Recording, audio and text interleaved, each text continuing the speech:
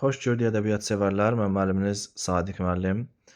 Bu gün Azərbaycan poeziyasının zirvəsində dayanan, 5 əsrdir ki, ürəkləri eyni həyəcanla döyündürən bir duhanın dünyasına səyahət edirik. Məhəmməd Füzuli. Onun qələmindən süzülən elə bir qəzəl yoxdur ki, orada hər birimiz öz ruhumuzdan bir parça tapmayaq. Amma bu gün təhlil edəcəyimiz Məni candan usandırdı qəzəli biraz fərqlidir. Bu sadəcə eşq hekayəti deyil. Bir aşiqin öz bəxtinə, cəmiyyətə, hətta öz ağlına meydan oxumasıdır. Gəlin Füzulinin bu möhtəşəm sənət əsərini misra-misra təhlil edək, ifadə olunan fikirləri anlamağa çalışaq, əsərdə anlaşılmaz sözlərin izahını verək, görək bizim aşiqimiz niyə canından usanıb. Videoya keçmədən öncə qısa bir xatırlatma etmək istəyirəm. İzahlarımızın hər biri individualdır, yəni mənim öz beynimin məhsuludur. Hansısa bir tədris mərkəzinin kitabında və hansısa bir dərslikdə görə bilməyəcəyiniz izahlardır. Ona görə videonun sona qədər izləməniz çox önəmlidir. Videonun sona qədər izləsəz, bəyənsəz like atmağı, hansı mövzuda izahlar çəkim deyə fikirləriniz varsa mənimlə bölüşməyi, eyni zamanda müsbət rəylərinizi də mənimlə bölüşməyi unutmayın. Hazırsınızsa izaha başlayaq. Birinci misrada aşiq öz halını bildirir ki, mən artıq canımdan usanmışam. Yəni şeirin adından da bəlli olduğu kimi, canımdan usanan və cəfa verməkdən usanmayan bir yar obrazı var. Burada məni candan usandırdı, cəfadan yar usanmazmı deyərkən, bir cəfa çəkən, bir də cəfa verən obraz var. Yəni cəfakar və cəfakeş obrazı var. Bizim lirik qəhrəmanımız cəfakeş obrazdır və qarşı tərəf ona cəfa verdiyinə görə bu adam öz canından usanıb. O ifadə edir ki, məni candan usandırdı, cəfadan yar usanmazmı? Fələklər yandı ahımdan, muradım şəmi yanmazmı? Birinci misramızın məzmunu belədir. Deyir, aşiq deyir ki, yarın verdiyi əzablar məni canımdan bezdiribdi. Bəs görəsən, yar cəfa verməkdən yorulmurmu? Burada yarın amansızlığına incə bir sitəm var. Yəni lirik qəhrəmanı sitəminə də yer vermiş olur. Fələklər yandı ahımdan, muradım şəmi yanmazmı? Deyir, mənim fəryadım o qədər ucadır ki, göylər belə bu oddan yandı. Bəs necə olur ki, hər yeri yandıran bu fəryad mənim arzumun şəmini yandırıb yolumu işıqlandırmır. Burada mübaliğədən də istifadə olunmuşdu. Müəyyən bir təzaddan da istifadə olunmuşdu. Bu adamın ahı fələkləri yandırır, amma muradının şəmi yanmır və bundan şikayət eləmiş olur. İkinci beytimizin ümumi məzmunu belədir. Deyir, qam bimarinə canan dəva-i dərd edərəksən, neçin qılmaz mənə dərman, məni bimar sanmazmı? Burada qamu hamı deməkdir. Deyir, hamının, yəni sevgili canan, ikinci beyti biz ümumi olaraq dünyəvi gözəllə əlaqələndirə bilmərik. Füzulinin bəzən elə şeirləri olur ki, oradakı biz ilahi sevgi ilə dünyəvi sevgini bir-birindən ayırd eləyə bilmirik. Yəni bir-birinə o qədər qarışır, o qədər çulğaşır ki, anlaya bilmirik ki, hansı ilahi sevgidir, hansı gerçək real sevgidir. Amma biz bu beyti, bu misraları tamamilə yerdəki gözəllə əlaqələndirə bilmərik. Burada Allah nəzərdə tutulmuş olur. Yəni canan deyərkən yerdəki canan yox, göydəki Allahı nəzərdə tutulmuş olur. Məhəmməd Füzuli. Qamı bimarinə canan dəva-i dərd edərəksən, neçin qılmaz mənə dərman, məni bimar sanmazmı?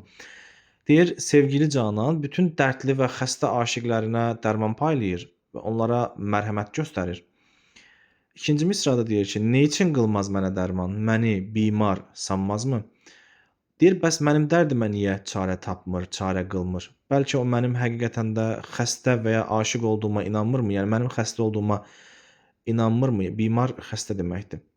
Qəmim pünhan tutardım mən, dedilər, yarə qıl rövşən. Desəm, ol bivəfa bilmən, inanarmı, inanmazmı? Birinci misrada qəmimi pünhan tutardım mən deyir. Dedilər, yarə qıl rövşən. Deyir, mən dərdimi pünhan, yəni gizli tuturdum, gizli saxlayırdım ki, rüsvay olmayım, yəni insanlar içərisində pərt olmayım.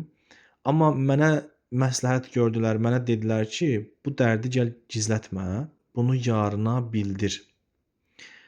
Bunun da qarşılığında deyir, mən o bivəfa, yəni vəfasız yara bütün bunları desəm, yəni qorxuram. Desəm görəsən inanar, yoxsa inanmaz. Burada tərəddüd özünü göstərmiş olur. Şəb-i hicran yanar canım, tökər qan, çeşmi giryanım, oyadar xəlqə əfğanım, qara bəxtim oyanmazmı? Şəb-i hicran ayrılıq gecəsi deməkdir. Bəzən testlərdə bunu qovuşma gecəsi falan deyə çaşdırmaq üçün verirlər. Şəb-i hicran yanar canım, tökər qan, çeşmi giryanım, Oyadar xəlqi əfxanım, qara bəxtim oyanmazmı? Burada epitetdən və mübaliğədən istifadə olunmuşdu. Əsərin sonunda bunların hamısını tək-tək deyəcəm. Deyir ki, ayrılıq gecəsi, yəni şəb hicran, canım odda yanır və bütün bunların nəticəsində gözlərimdən, çeşmə giryanımdan deyir, qanlı yaşlar tökülür. Yəni normal yaş əvəzinə qan axır. Oyadar xəlqi əfxanım, qara bəxtim oyanmazmı? Deyir, mənim fəryadım o qədər böyükdür ki, bütün dünyanı deyir yuxudan oyatma qabiliyyətinə malikdir. Bəs deyir, necə olur ki, mənim yatan qara bəxtim hələ də oyanmaq bilmir. Gül rüxsarına qarşı gözümdən qanlı axar su. Həbibim, fəsli güldür bu axar sular bulanmazmı? Ümumiyyətlə şeirlərin istər qəzəl olsun, istər heca vəzinli şeirlər olsun, bəndin sonunda və ya beytin sonunda, yəni klassik janrda beytin sonunda, heca vəzinli şeirlərdə bəndin sonunda müəyyən bir müəllifin ya adı çəkilir, ya özünə müraciət olunur. Burada özünə müraciət təbii ki, yoxdur. Amma əsərimizdə ümumiyyətlə deyə bilmərik ki, müraciət yoxdur. Elə bu beyt bunu sübut edir ki, şeirimizdə müraciət var.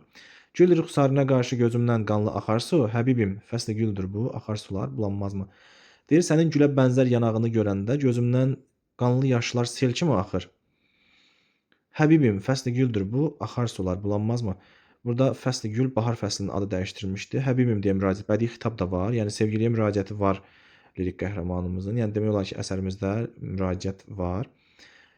Deyir, həbibim, əzizim, bu gül fəslidir. Axar sular bulanmazmı? Deyir, ey sevgilim, indi bahardır, gül fəslidir. Baharda isə çayların daşması, suların palçıqlı və bulanıq axması təbii bir haldır. Yəni buna hüsn-ü təhlil sənəti deyirlər. Şair ağlamağı təbiət hadisəsinə əlaqələndirir. Deyir, nə zaman buluşacağıq, nə zaman görüş baş verəcək, nə zaman axar sular bulanacaq? Deyildim mən sənə mail, sən etdin əqlimi zail. Mənə tən eləyən qafil, səni görəcək utanmazmı? Burada da müəyyən bir təzad var. Mən sənə meyilli deyildim. Deyir, mən sənə aşiq meyilli deyildim. Sən məni bu hala saldın. Sənin gözəlliyindir, yəni məni bu hala salan. Ağlımı başımdan sən aldın. Burada bir müəyyən günahlandırma da var. Yəni aşiqin sevgiliyə müəyyən bir sitəminə də yer verilir. Və deyir, mənə tənə eyləyən qafil, səni görəndə utanmazmı? Səni görəcək utanmazmı? Deyir, məni qınayan, mənə o gülən o qafil, yəni həqiqəti bilməyənlər, inan ki, deyir, səni bir dəfə görsələr, məni qınadığına görə xəcalət çəkib utanmazlarmı? Yəni utanarlar da. Yəni o mənada deyir ki, sən çox gözəlsən və səni sevdiyimə görə tənə edənlər, mənə qınaq obyekti kimi baxanlar təbii ki, utanarlar. Füzuli rindi şeydadır, həmişə xəlqə rüsvadır. Sorun ki, bu nə sevdadır? Bu sevdadan usanmazmı? Füzuli deyir, dünya malına göz dikməyən bir azaddır, yəni rinddir. Rind burada dünya malına göz dikməyən anlamına gəlir. Və divanə, şeyda biridir. O deyir, el aləmə rüsvay olub, hamı ondan danışır. Sorun ki, bu nə sevdadır, bu sevdadan usanmazmı? Deyir, gedin ondan və ya onun özündən soruşun və ya mənim gəlin özümdən soruşun. Bu necə bir eşqdir ki, bu adam bu qədər əzabdan sonra hələ də ağıllanmayıbmı? Hələ də bu sevdadan əl çəkməyibmi? Çəkməzmi? Ümumiyyətlə şeirimizin ümumi məzmunu misra-misra bu qədər idi. Yəni dərin məzmuna malik olan bir əsərdir. Əsərdə bədii suallardan yetəri qədər istifadə olunmuşdu. İlk beytdə, ilk 2 misrada, sonrakı beytlərin 2-ci misrasında bədii sualdan istifadə olunmuşdu və burada bədii sualın işlənməsi məzmuna bir hüzün gətirmiş olur. Biz aşiqin duyğularını onun verdiyi suallar əsasında çox yaxşı anlaya bilirik. Ola bilər ki, deyərlər ki, aşiq canından bezməyibdir və s. O öz eşqində düzdür, sadiqdir, axıra qədər öz eşq yolunda cəfalara qatlaşır, əzablara qatlaşır. Qarşıdan cavab gəlməsə belə buna dözür. Bəzən canından usandığını ifadə etsə də yenə də öz eşqində axıra kimi davam edir. Elə ilk misra ən azından bunu sübut edir ki, bu insan öz canından bezibdir və yar isə bunun qarşılığında təbii ki, cəfa verməkdən usanmayıb. O da cəfa verməkdən usanmayıb, bu da cəfa çəkməkdən usanmır. Biri cəfa çəkən, biri cəfa verən obrazdır. Bəzən qəmini gizli tutduğunu, bəzən açıb söyləməklə bağlı tərəddüd etdiyini falan da ifadə edir. Əsərdə bədii təsvir ifadə vasitələrindən də istifadə olunubdur. Məsələn, fələklər yanında ahımla ifadəsi var, mübaliğə nümunəsidir. Sonra fələklər yanında ahımdan muradım şəmi yanmazmı təzaddan istifadə olunmuşdu. Qamı bimarinə canan dəvayı dərd edəriksən, niçin qılmaz mənə dərman, məni bimar sanmazmı? Burada ilahi eşqdən söhbət gedir. Canan deyərkən Allahı nəzərdə tutmuş olur. Daha sonra bivəfa, sevgilini bivəfa adlandırır və 3-cü beytdə inanıb inanmamaqla bağlı tərəddüd etmiş olur. Şəb-i hicran zamanı, yəni ayrılıq gecəsi zamanı gözündən qanlı yaşlar tökməsi burada tökər qan çeşmi giryanım ifadəsi mübaliğə nümunəsidir. Oyadar xəlqi əfxanım ifadəsi də mübaliğə nümunəsidir. Qara bəxt, qara burada bəxti qara ola bilməz insanın epitet əlavədir, yəni bədii təyindir. Gül rüxsarına qarşı gözümdən qanlı axar su, Həbibim fəsli güldür, bu axar sular bulanmazmı? Həbibim bədii xitabdır.